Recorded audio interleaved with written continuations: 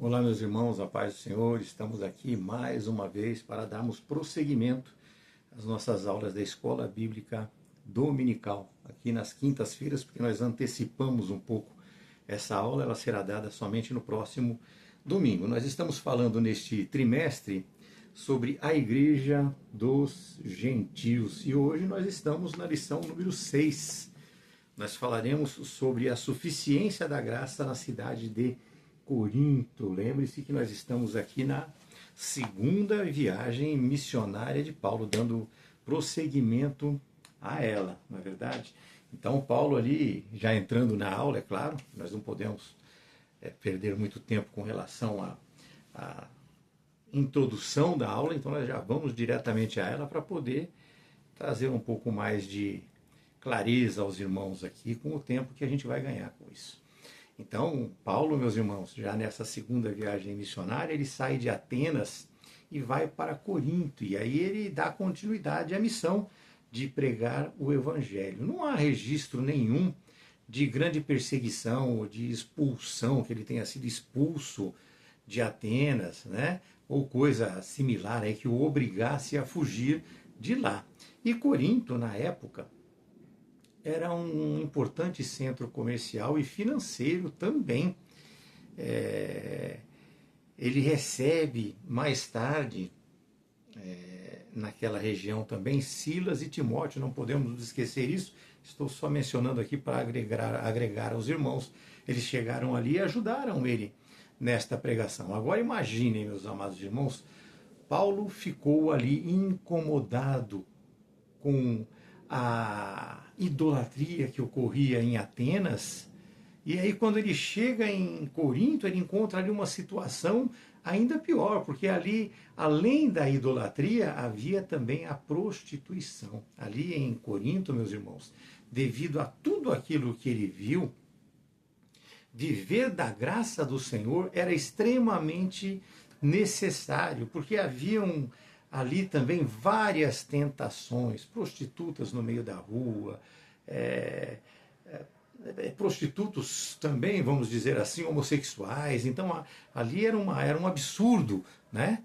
E como homem que ele era, ele se sentiu ali muito fraco.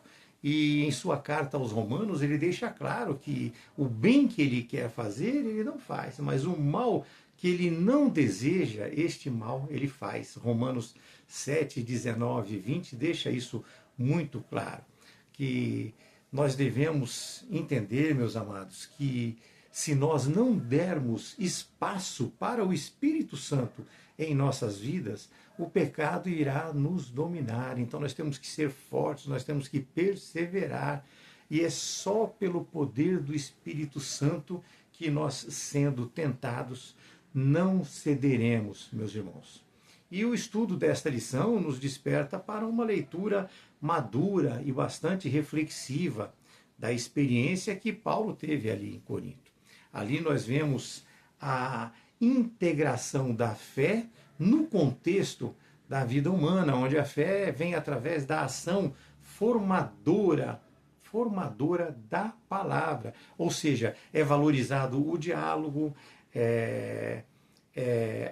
valorizada a aplicação da ciência da palavra nesta relação, porque ali fica claro que houveram muitos desafios, muitos medos e a necessidade de decisões radicais até do apóstolo Paulo.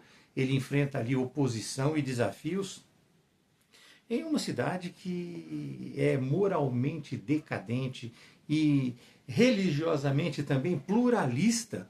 E assim ele encontra no poder e na graça divina a força necessária para que ele pudesse perseverar. E é isso que a palavra de Deus pede a nós, perseverança. Havia em Corinto também, meus irmãos, uma acrópole. Lá em Corinto ela é conhecida como Acrocorinto. É um lugar elevado onde se fazia culto a muitos deuses, tinha uma altura média ali de 500 metros, dessa forma, não vou entrar em detalhes com os irmãos.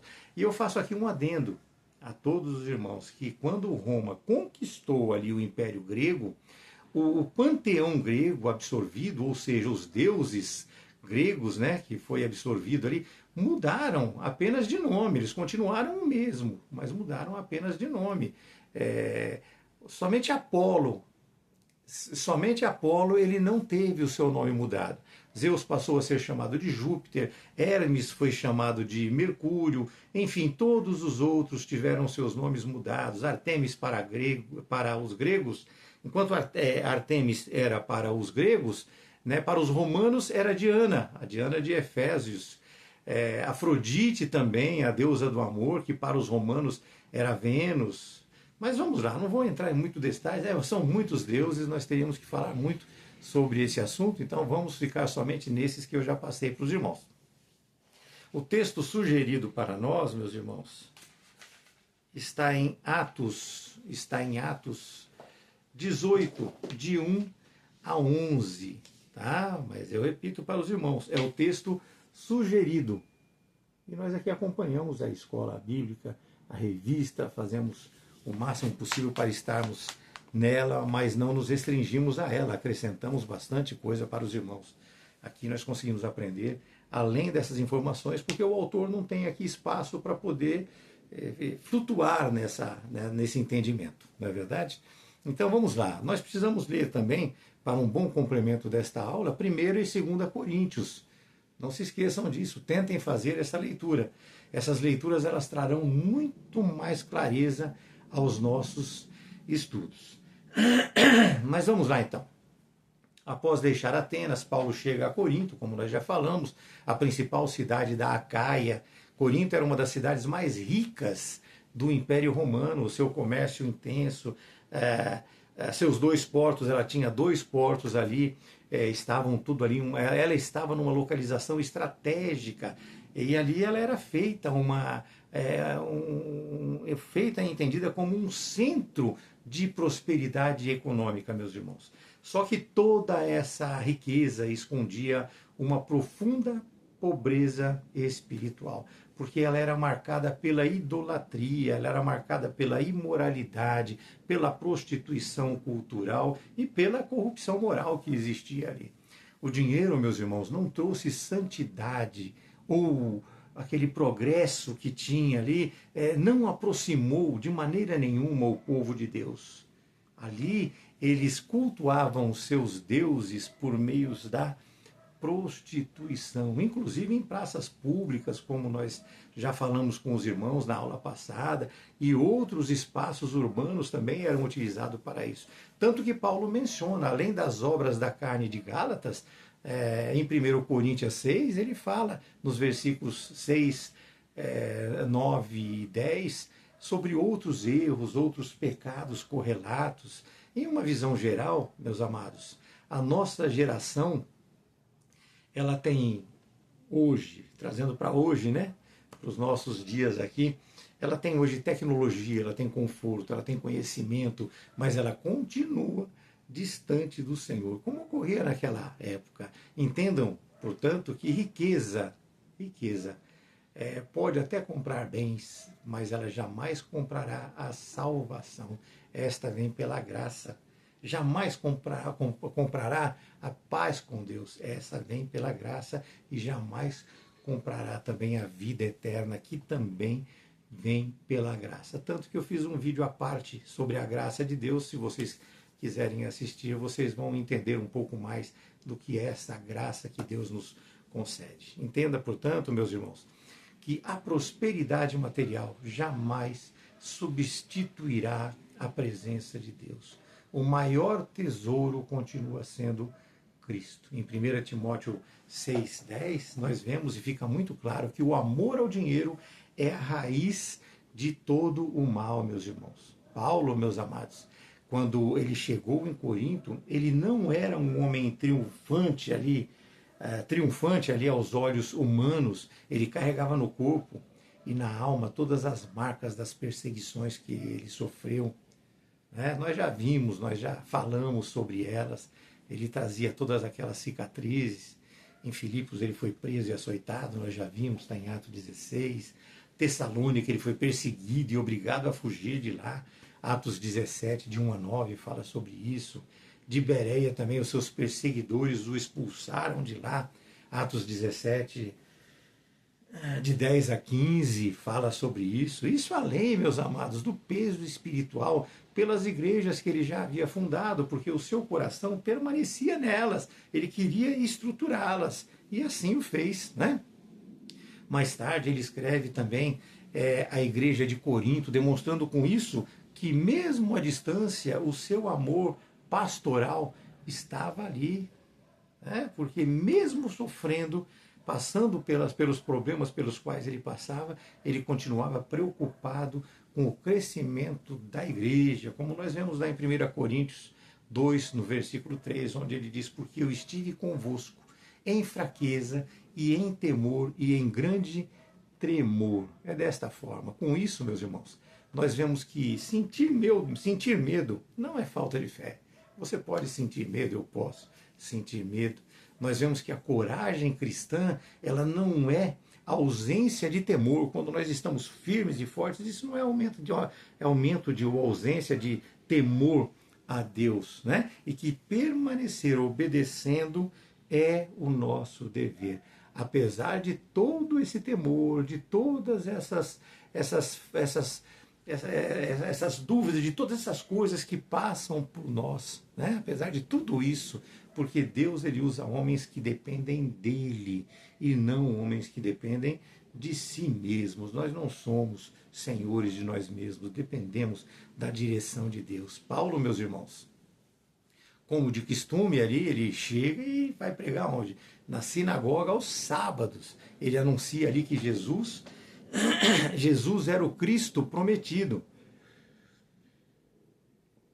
E quando Silas e Timóteo chegaram da Macedônia, ele passou a dedicar-se mais intensamente ainda à pregação. Uma cidade difícil que era Corinto, onde o termo agir como um coríntio significava fornicação. Olhem o absurdo, né? E quando se falava ali de moças de Corinto, indicava isso prostituição, segundo Estrabo, que é um historiador grego que viveu entre 64 e 24, 64 antes de Cristo e 24 depois de Cristo.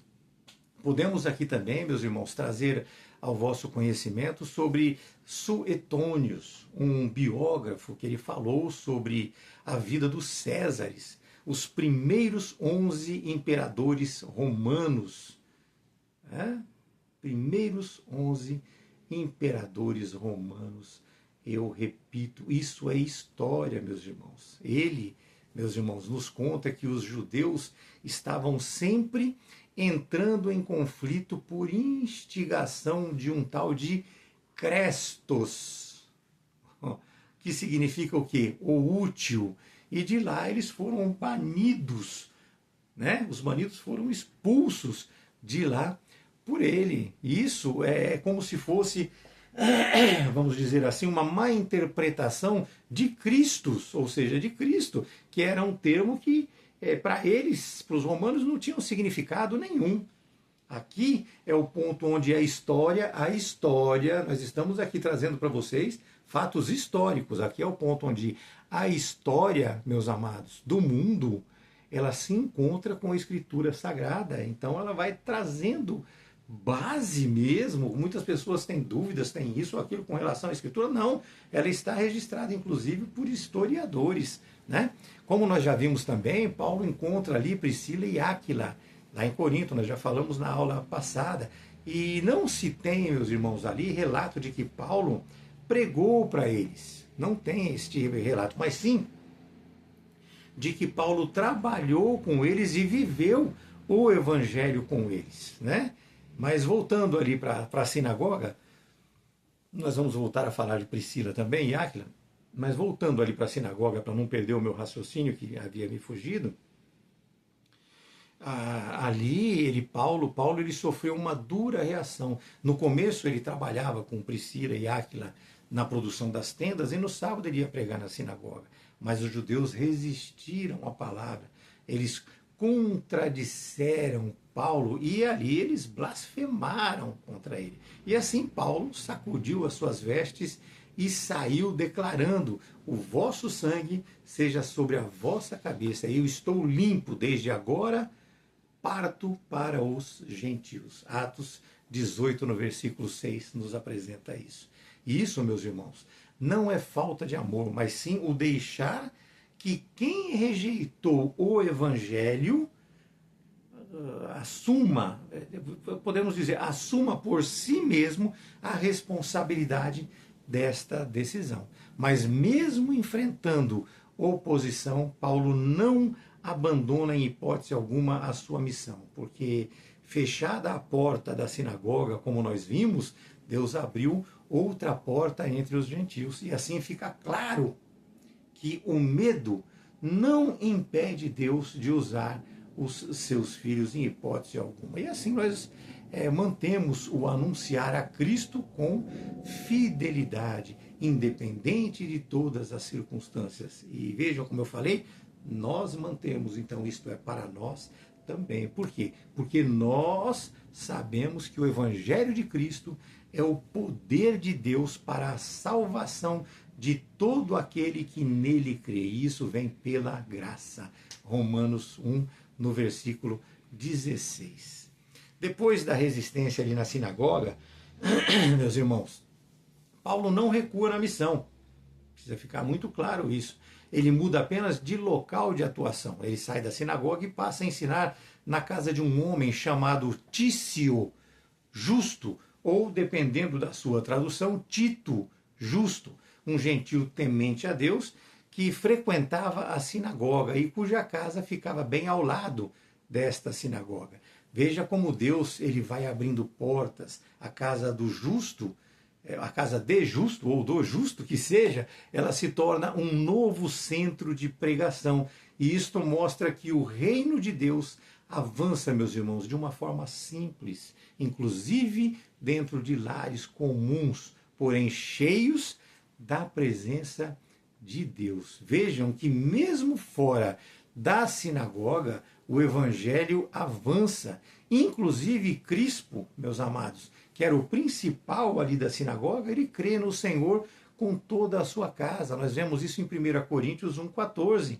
Além de muitos outros coríntios que creram e foram batizados, mas apenas para constar aqui para os irmãos, vou mencionar alguns. Nós podemos falar de Febe, lá em Romanos 16:1, podemos falar de Tércio em Romanos 16, no versículo 22, podemos falar de Erasmo e Quarto também, lá em Romanos 16, 23, inclui em 1 Coríntios 1:11, né?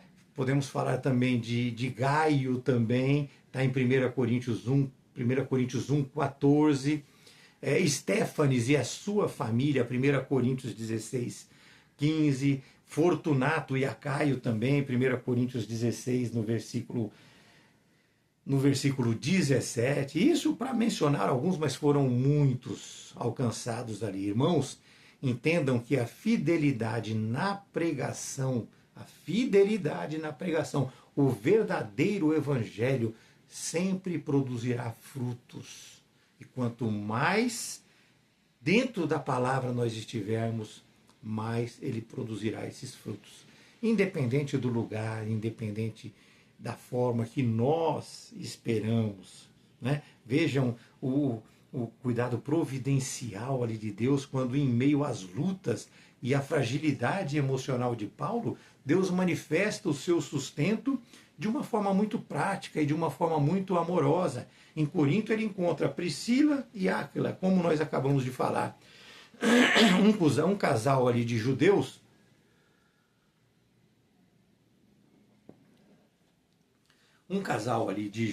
né? Um casal judeu que havia sido expulso de Roma por ordem do imperador Cláudio, nós já falamos sobre isso, e eles, além de compartilharem ali da mesma fé de Paulo, eles tinham a mesma profissão, eram fabricantes de tendas, como nós já mencionamos. Eles se tornam, assim, companheiros de missão e trabalho. Paulo passa a morar e trabalhar com eles, e ele encontra ali, além do trabalho, a comunhão e o encorajamento espiritual necessário. Percebam, meus irmãos, e fica muito claro que o ministério não é um meio de enriquecimento, mas um meio de serviço. 1 Tessalonicenses 2,9 e 2 Tessalonicenses 3,8. Deixa isso muito claro. Vemos também que com a chegada de Silas e Timóteo, Paulo pôde, né, se dedicar ali mais à palavra de Deus. E isso evidencia a importância da cooperação no reino de Deus. Aquele auxílio que nós damos aos nossos pastores, né? Então, nós temos que estar em comunhão, nós temos que estar numa igreja em comunhão, levando, pregando o evangelho, vivendo esta obra. Não existe cristão sem comunhão com Deus e com o seu irmão, meus irmãos. Porque a obra ela não é realizada por um único homem. Há necessidade disso. Nós deixamos, e fica muito claro que o Senhor ele não abandona os seus. Ele não abandonou ali Paulo, ele providenciou o que? Companhia, sustento e parceria para que ele pudesse dar continuidade à sua missão. Quem serve ao Senhor, meus irmãos, nunca está sozinho. Nós temos que estar juntos. Agora, perceba que mesmo diante de tudo isso, de todo esse relacionamento, toda essa comunhão, o cenário de oposição ele era muito evidenciado, né? E o apóstolo, ser humano que era, ele experimentou o medo, como qualquer um de nós teríamos. Ali na resistência que houve em Corinto, ele sofreu um ataque, e isso não veio apenas de uma forma externa, mas também veio de forma emocional, veio de forma espiritual sobre ele. E nesse contexto, o próprio Senhor aparece a Paulo em visão e ele diz, né, lá em Atos 18, 9 e 10, não temas, mas fala e não te cales, porque eu sou contigo e ninguém lançará a mão de ti para te fazer mal, porque eu tenho muito povo nesta cidade. E assim o foi, meus amados. Paulo ele não estava sozinho, Deus garante a sua presença e proteção. Mais do que isso até, Deus revela algo surpreendente ali naquela cidade. Fala que ali havia muitos escolhidos que ainda seriam alcançados. E assim, o que para nós, ou o que nos paralisa por dentro, é quebrantada pela voz do Senhor que fala a cada um de nós. Essa é a força que sustenta o servo de Deus, meus amados. E assim Paulo não abandona Corinto, muito pelo contrário, ele permanece por 1 ano e meio ensinando a palavra de Deus naquela cidade. E isso, meus irmãos, revela a firmeza de um servo que não é guiado pela circunstância, por momentos, mas sim pela direção de Deus. É uma entrega verdadeira, eficiência, eficaz, estar verdadeiramente em Deus, em Cristo. Ele foi expulso da sinagoga, mas ele não foi expulso da cidade. E é nessa permanência que a igreja se fortalece e o evangelho se estabelece de uma forma sólida ali em Corinto. Porque quem ouve o eu sou contigo e entende esse eu sou contigo de verdade, não pode de maneira nenhuma ficar calado. É preciso cumprir o ide do Senhor. E assim é direcionada a missão para a casa de Tício ou Tito, justo, né? O que deixa claro que a oposição não derrota, apenas revela novos caminhos. Então não se abale, não se permita ser abalado por nada, meus amados. Deus é contigo, é desta maneira. A palavra de Deus, ela sustenta Paulo e deve nos sustentar também hoje nessa missão que nós estamos aqui cumprindo também. Essa missão também é nossa, ela é minha, ela é sua. Certo é que conforme o evangelho se firma lá em Corinto, a oposição ao ministério de Paulo ela vai se intensificando cada vez mais. Os judeus se levantam contra ele, né? E o levam ali ao tribunal, diante de Galho. Chegamos no Galho, né? Galho ele era o irmão do filósofo Sêneca, um pensador estoico. Nós já aprendemos sobre o estoicismo na nossa aula passada, lá do século IV a.C. E mais um adendo aqui, né? Que eu estou fazendo aqui para os irmãos, além dos outros que nós fazemos continuamente aqui, sobre a história do mundo. Gálio, meus amados, ele era procônsul, ou seja, ele era procurador de Acaia, representante de Roma. E ao estudarmos sobre sobre arqueologia, nós vemos que no início do século XX foram encontrados peças que estão no Museu de Delfos. E lá tem uma placa com o nome do procurador Gálio. Isso foi descoberto em 1905 e isso atesta inclusive o ano em que Paulo esteve lá, ou seja, 51 depois de Cristo, que foi o mesmo período que Gálio esteve lá. Mais uma vez, é a história através da arqueologia confirmando a escritura sagrada, meus irmãos. Mas voltando, a acusação ali é clara. Paulo estaria persuadindo as pessoas a adorar um Deus de maneira contrária à lei.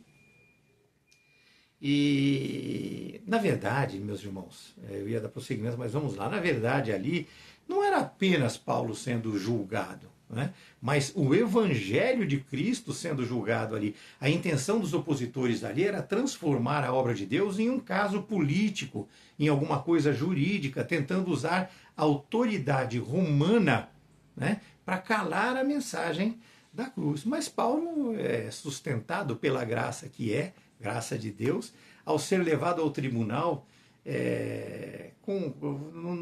não precisou nem contestar tudo isso, né? E assim nós vemos que nenhuma autoridade humana pode impedir o propósito de Deus. Quando Paulo está prestes a se defender ali, Gálio, ele interrompe o julgamento e ele percebe que a acusação não se trata de um crime civil, de um crime moral contra as leis romanas, mas de questões ali internas da religião judaica. Então ele se recusa a julgar o caso. Gálio expulsa os acusadores do tribunal, mostrando que, mesmo sem reconhecer o Deus de Paulo, ele se torna instrumento para preservar o avanço do Evangelho. E isso deixa muito claro, meus amados, que Deus ele governa até mesmo sobre decisões políticas e judiciais para proteger os seus servos e a sua obra. A graça de Deus, ela não apenas fortalece o apóstolo, mas também age externamente, abrindo caminhos onde parecia haver bloqueios. Irmãos, a graça de Deus não se limita ao coração do crente, nós precisamos entender isso. Ela atua nas estruturas para sustentar o propósito divino. Após esta decisão de Gálio, a multidão se revolta ali contra Sóstenes, que era o principal líder deles. Sóstenes era o principal líder deles. Eles estavam ali contra Paulo. Ou seja, essa multidão se revolta, né? E espanca ele, que era o principal da sinagoga. Espanca ele diante ali do tribunal, em um momento de confusão e inclusive de injustiça e violência, né? O que revela e expõe a impotência da oposição enquanto o evangelho cresce. E a tradição, meus amados, ela revela algo surpreendente. Eu falo a tradição, tá? Não está na escritura.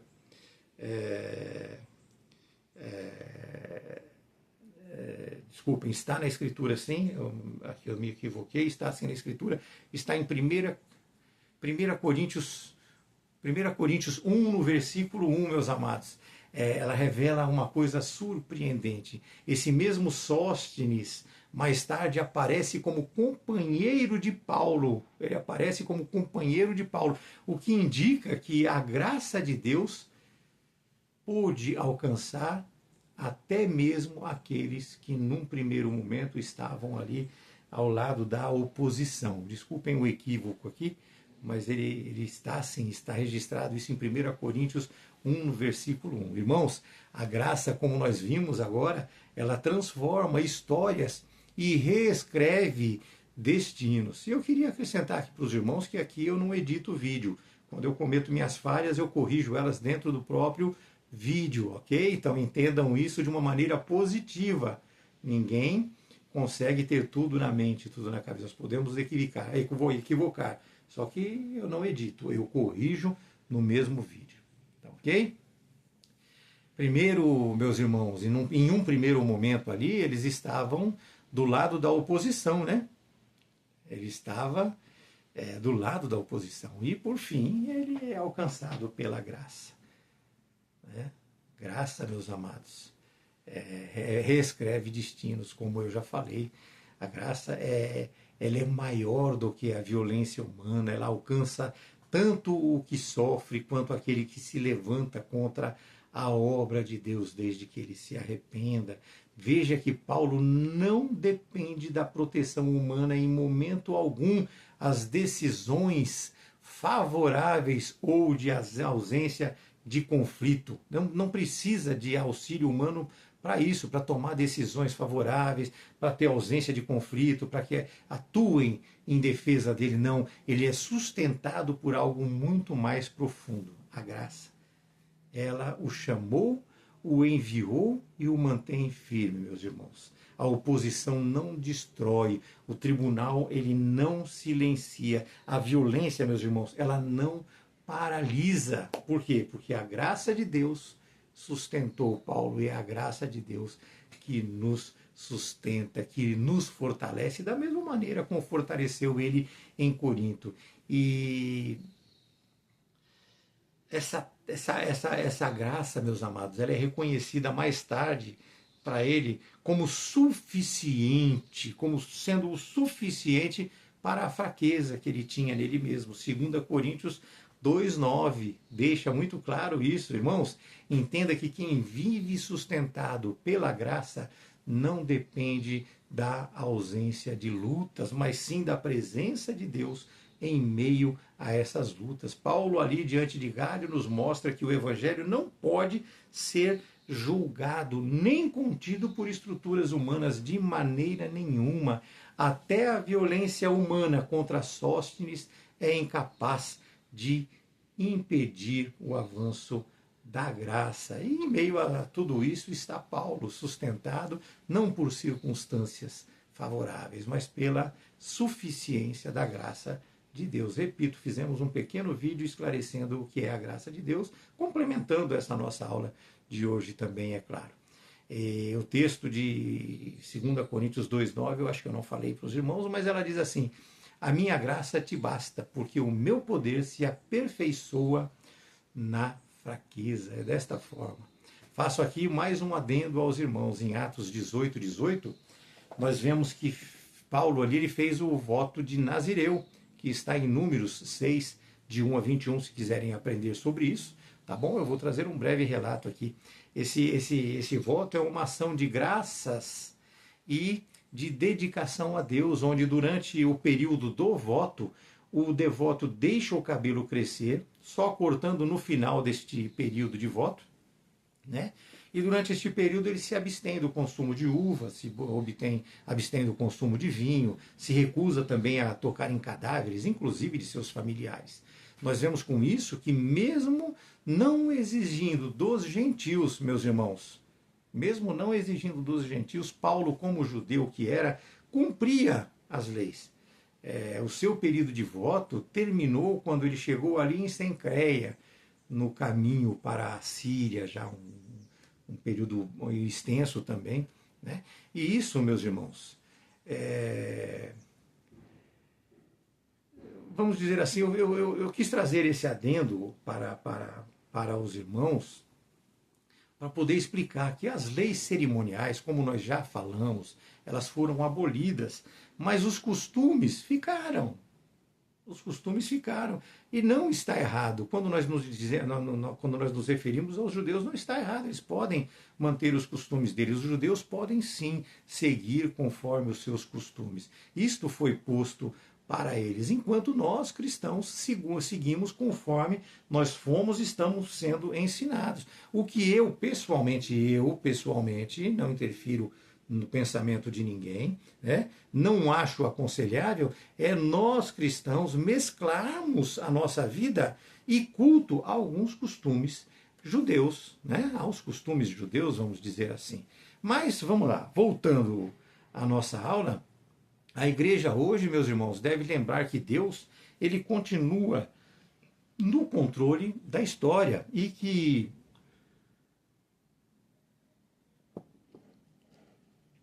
em tempos de injustiça, perseguição e oposição, ele ainda continua abrindo portas, dirige autoridades para cumprir os seus propósitos. Isso está em Provérbios 21, 1. Né? Foi pesado? Foi. Nós sabemos que foi, a nossa leitura nos traz isso, imagina ele vivendo aquilo. Mas nós devemos aprender que não se deve responder, nós devemos aprender com isso, né? Que nós não devemos responder à oposição com desânimo, com vingança, né? Mas sim com fé e perseverança, meus irmãos. Crendo que Deus ainda transforma e alcança até aqueles que hoje resistem ao Evangelho. Nós não podemos perder a esperança, nós temos que pregar, nós temos que apresentar o Evangelho.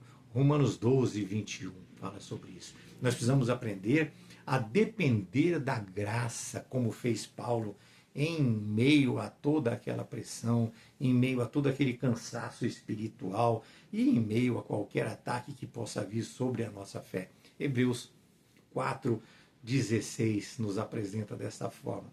A experiência de Paulo ali em Atos 18 nos ensina que a igreja de Cristo sempre enfrentará, meus irmãos, oposição, mas nunca ficará desamparada. Hoje no Brasil, esta oposição pode vir de tribunais, como no passado, mas ela se manifesta de outras formas, como pressão cultural, relativismo, perseguição sutil, esfriamento espiritual, tentativas de silenciar a verdade do Evangelho também. Mas mesmo assim, meus amados, a mensagem ela permanece a mesma. Deus continua sustentando a sua igreja pela graça, como apresenta a própria palavra de Deus quando diz: ser fiel até a morte e dar-te-ei a coroa da vida, em Apocalipse 2:10. Também permanecei em mim e eu permanecerei em vós, João 15, versículo 4. Aquele que perseverar até o fim, este será salvo, Mateus 24:13. O que mais nós precisamos, meus amados? Está aí, está tudo posto a nós. A igreja hoje, ela é fortalecida quando ela entende que ela não está lutando por sobrevivência, mas sim caminhando já em vitória, garantida por nosso Senhor Jesus Cristo. Queridos, não desistam da fé, não negociem o Evangelho, não aceitem qualquer palavra, não se renda à pressão do mundo, porque a mesma graça que sustentou Paulo lá em Corinto, sustenta a igreja hoje. Permaneça firme em Jesus Cristo, porque ele já garantiu a nossa vitória. Vejam o texto de 1 Coríntios 6, de 9 a 11, né? Que diz que muitos daqueles irmãos de Corinto já haviam vivido em pecado, mas que eles foram lavados, santificados e justificados. Corinto era marcada por 3 grandes riquezas humanas. Era rica em comércio, rica em cultura e rica também em idolatria. Muitos humanos acham isso uma riqueza, né? E destaca-se ali, inclusive, nesse sentido, o templo de Afrodite, o templo de Apolo, o templo, o santuário, né? O templo e santuário de Asclépio, que tudo isso era muita pobreza da presença de Deus, meus amados. E Deus para lá envia um homem aparentemente pobre aos olhos do mundo, cansado, perseguido, que trabalhava como fabricante de tendas para levar a riqueza que Corinto não possuía. Portanto, não desacredite em ninguém, meus amados. Ele levava ali, pobre que era, simples que era, trabalhador que era, o Evangelho de nosso Senhor Jesus Cristo. Jamais esqueça, meu irmão, que o mundo pode te oferecer riqueza material, pode te trazer poder, prazer físico, mas somente Cristo pode oferecer a salvação, a transformação e a vida eterna. E é esta riqueza espiritual que Paulo leva a Corinto e que Deus continua oferecendo à igreja e ao mundo nos dias de hoje. Amém? Concluindo aqui para os irmãos, né, de Corinto, Paulo ele vai para Éfeso, né? E ainda na segunda viagem ele faz uma visita breve ali, né? E dali ele foi para a sinagoga, como sempre, os judeus pediram que ele ficasse por mais tempo ali em Éfeso, o que ele não pôde fazer porque ele já estava voltando. Mas aí ele deixou ali Áquila e Priscila. Gravem isso, ele deixou ali Áquila e Priscila em Éfeso, e ele prometeu que voltaria. E isso nós veremos na nossa próxima aula, que é onde nós estaremos falando sobre a terceira viagem missionária de Paulo. Já falamos da primeira, agora concluímos a segunda, e na próxima aula estaremos falando da terceira viagem missionária. Eu aguardo e creio em Deus e tenho muita fé que nós estaremos todos juntos nesses ensinamentos da semana que vem também. Deus abençoe a todos, uma ótima semana.